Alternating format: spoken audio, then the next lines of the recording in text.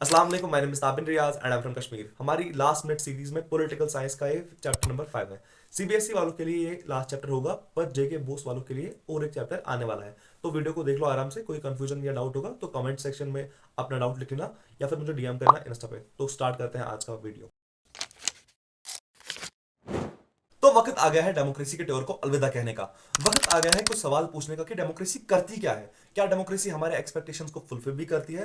Democracy के outcomes क्या है और हम इन आउटकम्स को कैसे एसेस कर सकते हैं, ये सारा जानेंगे हम आज के इस चैप्टर में।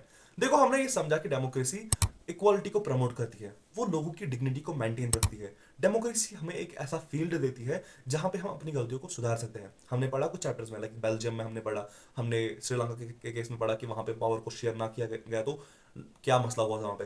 और हमने ये भी जाना कि डेमोक्रेसी में सरकार को एक मौका मिलता है अपनी गलतियों को भी सुधारने का।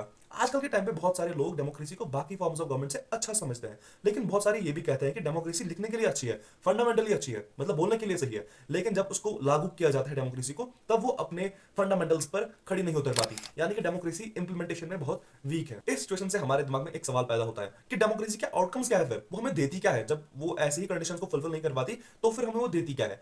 आजकल के टाइम पे बहुत सारी कंट्रीज, तकरीबन 100 से ज्यादा कंट्रीज में डेमोक्रेसी को प्रैक्टिस किया जाता है। वहां पे कॉन्स्टिट्यूशन है, वहां पर इलेक्शंस होते हैं, वहां पर पार्टीज होती है, वहां पे लोगों के राइट्स को प्रोटेक्ट किया जाता है। ये फीचर्स तो हर किसी डेमोक्रेसी के लिए कॉमन है, लेकिन डिफरेंट क्या है, डेमोक्रेसीज का कल्चरल और इकोनॉमिक एस्पेक्ट वो जो कि सेम नहीं होता। हमारे हिसाब से डेमोक्रेसी में हर कोई सोशल, इकोनॉमिक या पॉलिटिकल प्रॉब्लम जो है वो सॉल्व हो जानी चाहिए, और जब ये नहीं होता तो हम डेमोक्रेसी के बेसिक आइडिया को ब्लेम करते हैं। यानी कि जब हमें अपनी कोई सोशल, इकोनॉमिक या पॉलिटिकल डिजायर जो होती है जब वो फुलफिल नहीं होती, तो फिर हम क्या कहते हैं, यार हम किस कंट्री में रह रहे हैं, हम किस डेमोक्रेसी में रह रहे हैं। लेकिन हमें ये पहली बात तो हमें ये समझना है कि डेमोक्रेसी सिर्फ एक फॉर्म ऑफ गवर्नमेंट है।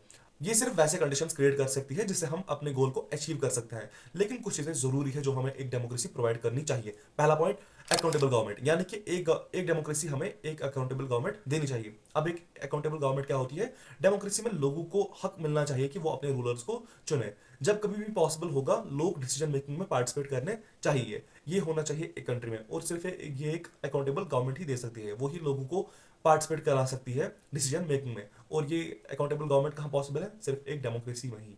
काफी सारे लोगों का ये कहना है कि डेमोक्रेसी में इफेक्टिव डिसीजन मेकिंग नहीं होती। हाँ, सही है कि यूनिटेरियन गवर्नमेंट में एक बंदा या उसके साथ ही मिलकर कुछ लॉज बनाते हैं तो उनकी डिसीजन मेकिंग हमसे, यानी कि डेमोक्रेसी से कुछ फास्ट हो सकती है, यानी कि उनकी इंप्लीमेंटेशन हमसे क्विक हो सकती है। लेकिन डेमोक्रेसी डेलिब्रेशन और नेगोशिएशन के आइडिया पे डिपेंड करती है। यानी कि यहाँ पे बातचीत होती है। किसी भी डिसीजन को इम्प्लीमेंट करने से पहले उस पर क्या, उसके प्रोज समझे जाते हैं, उसके फायदे समझे जाते हैं, उनके नुकसान समझे जाते हैं। तो क्या हम इस बेसिस पे एक डेमोक्रेसी को इनफेक्टिव बता दें? नहीं नहीं।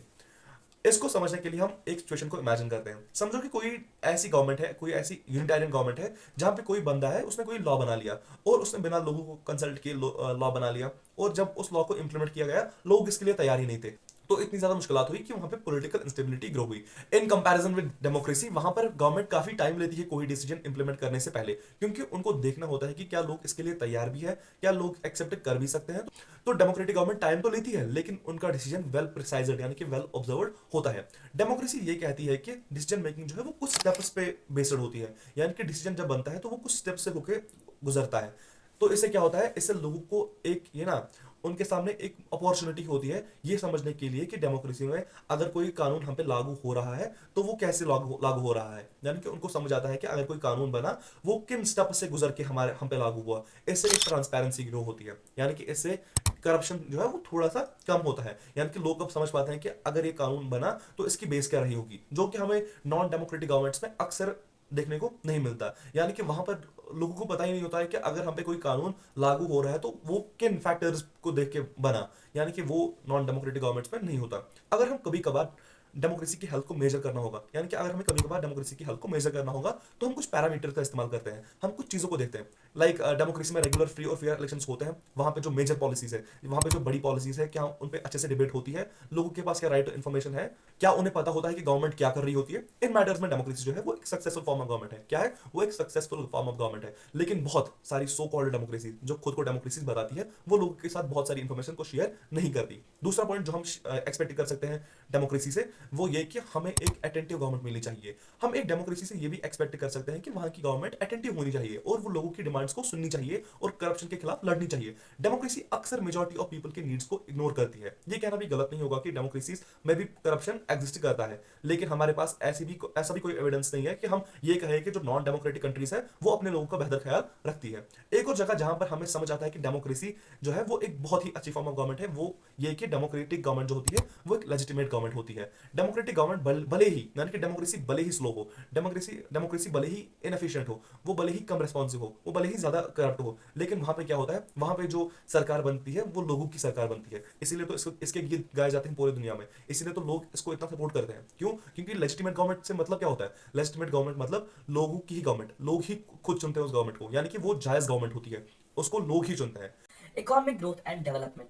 हम डेमोक्रेसी से ये एक्सपेक्ट कर सकते हैं कि वो हमें रीजनेबल गवर्नमेंट दे, लेकिन इसका मतलब ये नहीं कि डेमोक्रेसी हमें इकोनॉमिक ग्रोथ भी दे। पिछले 50 सालों में क्या हुआ है कि डिक्टेटरशिप जो है उन्होंने ज्यादा इकोनॉमिक ग्रोथ शो की है एज कम्पेयर टू डेमोक्रेसी, लेकिन जो इकोनॉमिक ग्रोथ उन्होंने शो की है वो बहुत ही कम है, नेग्लिजिबल है, लेकिन डेमोक्रेसी से ज्यादा शो की है।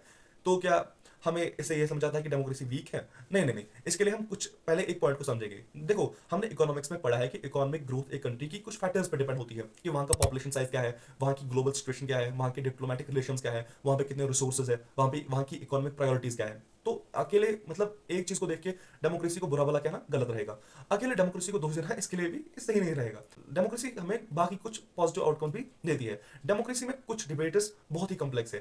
एक डेमोक्रेसी में इकोनॉमिक इनइक्वालिटी को नजर रख के कोई इकोनॉमिक पॉलिसी बनाई जाती है। इकोनॉमिक इनइक्वालिटी मतलब अमीरों और गरीबों के बीच में जो गैप है। देखो समझो इस बात को, जिस रेट पे मुझे राशन मिलता है, जिस रेट पे किसी गरीब आदमी को राशन मिलता है, जिस रेट पे हम जैसे मिडिल क्लास लोगों को राशन मिलता है, क्या आपको लगता है कि उसी रेट पे अंबानी को भी अंबानी अडानी इनको भी राशन मिलना चाहिए, उनको भी उतना ही टैक्स देना भरना चाहिए जितना हम भरते हैं? नहीं, ये काफी सही नहीं रहेगा। इससे तो और ज्यादा मसला होगा, क्योंकि वो यार उसके लिए कौन सी बड़ी बात होगी उस रेट पे कोई चीज परचेज करना। तो डेमोक्रेसी अपनी इकोनॉमिक पॉलिसी भी इन चीजों को देख के बनाती है, वो ऐसे कोई ना वो रश में आके कोई पॉलिसी नहीं बनाती। लेकिन क्या हुआ है कि डेमोक्रेसी इस इकोनॉमिक इनइक्वालिटी को कम करने में ज्यादा सक्सेसफुल नहीं रही है। इवन हमने क्लास 9 में पढ़ा है कि इंडिया भी गरीबी की प्रॉब्लम से बहुत ज्यादा जूझ रहा है। हमारी कंट्री में बहुत सारे गरीब लोग हैं और उनका वोट भी बड़ा इंपॉर्टेंट होता है, तो कोई भी पॉलिटिकल पार्टी उनके वोट को मतलब क्या नेग्लिजिबल नहीं समझेगी। लेकिन क्या है कि पॉलिटिकल पार्टी जब पावर में आती है तो वो इन गरीबों के काफी सारे राइट्स को इग्नोर सी करती है। क्यों? क्योंकि उनको पता है कि यार गरीबी तो हमेशा कंट्री में रहेगी ही और गरीब वोट डालेंगे ही, तो इसलिए क्या है कि वो ज्यादा फोकस नहीं करते फिर गरीबों पे। इवन कुछ कंट्रीज लाइक बांग्लादेश में क्या सीन है, वहां पे 50% से ज्यादा गरीबी एग्जिस्ट करती है। इवन तो वो एक डेमोक्रेसी है, लेकिन वहां पे 50% से भी ज्यादा ये ना क्या कहते हैं इसको, गरीबी एग्जिस्ट करती है। अब एक और पॉइंट पढ़ते हैं, एकोमोडेशन ऑफ सोशल डाइवर्सिटी। क्या डेमोक्रेसी लोगों के लिए पीसफुल एनवायरनमेंट क्रिएट कर सकती है? हमें तो ये एक्सपेक्ट करना चाहिए कि डेमोक्रेसी में लोगों के लिए सोशली अच्छी लाइफ होनी चाहिए, यानी कि वहां पे लोग अच्छे से रहने चाहिए। क्योंकि हमने पहले चैप्टर्स में पढ़ा कि डेमोक्रेसी में डाइवर्सिटी को एकोमोडेट किया जाता है, जैसे बेल्जियम में हुआ था। वहां पे कैसे उन डच और फ्रेंच को एक साथ मिला के बेल्जियम को एक अच्छा मॉडल बनाया था दुनिया के लिए। हमें ये पहले समझना है कि दुनिया की किसी भी सोसाइटी में 100% कन्फ्लिक्ट्स को खत्म नहीं किया जा सकता, लेकिन डेमोक्रेसी इस मैटर में सबसे अच्छी फॉर्म ऑफ गवर्नमेंट है। क्योंकि नॉन डेमोक्रेटिक गवर्नमेंट्स अक्सर अपनी गलतियों को छुपाती है, वो अक्सर अपने इंटरनल कन्फ्लिक्ट्स को दबा के रखती है। सोशल डिफरेंसेस को हैंडल करने के लिए डेमोक्रेसी सबसे अच्छी फॉर्म ऑफ गवर्नमेंट है, और ये इसके लिए एक प्लस पॉइंट भी है। लेकिन श्रीलंका का केस हमें ये याद दिलाता है कि इंटरनल स्टेबिलिटी या इकोनॉमिक स्टेबिलिटी या सोशल स्टेबिलिटी अचीव करने के लिए हमें इकोनॉमिक नहीं सोशल, हमें दो चीजों पे ज्यादा फोकस करना होगा। वो ये कि पहली बात तो हमें ये समझना होगा कि डेमोक्रेसी मेजॉरिटी का रोल नहीं होता। मेजॉरिटी को हमेशा माइनॉरिटी को अपने साथ चलाना होगा एक बेहतर गवर्नमेंट रन करने के लिए। और ऐसा भी नहीं होना चाहिए कि रिलीजियस कम्युनिटी, कोई एक रिलीजियस कम्युनिटी या कोई एक रेशियल कम्युनिटी, कोई एक लिंग्विस्टिक कम्युनिटी पूरे कंट्री को डोमिनेट करे। रूल बाय मेजॉरिटी का मतलब क्या होता है कि किसी बड़े डिसीजन पर एक मेजॉरिटी का अप्रूवल होना चाहिए। मेजॉरिटी मतलब वहां पे क्या होता है, मेजॉरिटी मतलब कुछ ज्यादा लोग हो सकते हैं, कुछ ज्यादा ग्रुप्स हो सकते हैं, और किसी बड़े डिसीजन पे अगर वो कोई राय दे तो वहां पे हम कहते हैं rule by majority. Rule by majority ये नहीं होता कि कोई एक ही कास्ट क्या है, कोई एक ही कम्युनिटी एक साथ उठ के पूरे कंट्री को डोमिनेट करे, ऐसा नहीं होता। Dignity and freedom of citizens. Democracy बाकी फॉर्म्स ऑफ गवर्नमेंट से सुपीरियर है लोगों की डिग्निटी और फ्रीडम को प्रमोट करने में। हर कोई इंडिविजुअल ये चाहता है कि उसकी रेस्पेक्ट बढ़ती जाए और उसके साथ कोई भेदभाव ना हो। दंगे भी इसलिए होते हैं क्योंकि जब पॉपुलेशन में किसी सेक्शन को रेस्पेक्ट ना की जाए, जब उनको डाउन ट्रॉडन समझा जाए, जब उन पे क्या एट्रोसिटीज की जाए, तो तभी दंगे उठते हैं। लेकिन डेमोक्रेसी का एक प्लस पॉइंट क्या है, यहाँ पे रूल ऑफ लॉ है। यहाँ पे कानून जो है वो सबसे टॉप लेवल पे है और कानून की नजर में हर कोई सेम है। तो इस वजह से भी डेमोक्रेसी बाकी फॉर्म्स ऑफ गवर्नमेंट से अच्छी है। एक एग्जाम्पल लेते हैं, वुमेन की डिग्निटी की एग्जाम्पल लेते हैं। हिस्टोरिकली दुनिया की लगभग हर किसी सोसाइटी में जो है वो मेल डोमिनेटेड सोसाइटी थी, यानी कि वहां पे जो हर कोई सोसाइटी थी वहां का जो लीडर था वो एक मेल ही था। वुमेन की बहुत सारी स्ट्रगल्स के बाद ही उन्हें इक्वल ट्रीटमेंट दिया जाता है, और ये सिर्फ कहाँ पे पॉसिबल है, ये भी एक डेमोक्रेसी में ही पॉसिबल है। क्यों? क्योंकि वो उनको देखो, अगर किसी वुमेन के साथ गलत भी होगा या किसी कास्ट ग्रुप के साथ गलत भी होगा तो वो क्या करेंगे, वो कानून का सहारा लेंगे खुद को डिफेंड करने के लिए। अगर एक नॉन डेमोक्रेटिक गवर्नमेंट में कोई कानून ही नहीं है, कोई मतलब क्या, कोई फॉर्मल कॉन्स्टिट्यूशन ही नहीं है, तो अगर किसी के साथ गलत हो रहा है तो वो क्या रीजन देगा खुद को डिफेंड करने का। ये एक अच्छा पॉइंट है कहां पे, डेमोक्रेसी में। डेमोक्रेसी के बारे में एक खास बात यह है कि उसका टेस्ट कभी खत्म नहीं होता। जब एक टेस्ट में डेमोक्रेसी पास होती है तब दूसरा टेस्ट सामने आता है। जब लोगों को डेमोक्रेसी से कुछ फायदे मिलते हैं तब वो और भी ज्यादा फायदे चाहते हैं और डेमोक्रेसी को और बेहतर बनाना चाहते हैं। इसलिए जब हम लोगों से डेमोक्रेसी के काम के बारे में पूछते हैं तो वो हमेशा और ज्यादा उम्मीदें और ज्यादा शिकायतें लेके आते हैं। लोगों का शिकायत करना खुद डेमोक्रेसी के सक्सेस की एक गवाही है। ये दिखाता है कि लोगों में अवेयरनेस बढ़ गई है और वो पावर होल्डर्स की पोजीशन को क्रिटिकली एनालाइज करने लगे हैं। आज के समय में ज्यादातर लोग ये मानते हैं कि उनका वोट सरकार को चलाने में और अपने बेनिफिट्स को ऐड करने में काफी फर्क डालता है। तो ये था सीबीएसई वालों के लिए आखिरी चैप्टर। आई होप आप सबके कंसेप्ट्स अच्छे से कवर हो गए होंगे और ये काफी शॉर्ट लेक्चर था। तो अल्लाह हाफिज, मिलते हैं कल किसी और चैप्टर के साथ। तो चैनल को सब्सक्राइब और वीडियो को शेयर किए बिना कहीं जाना नहीं।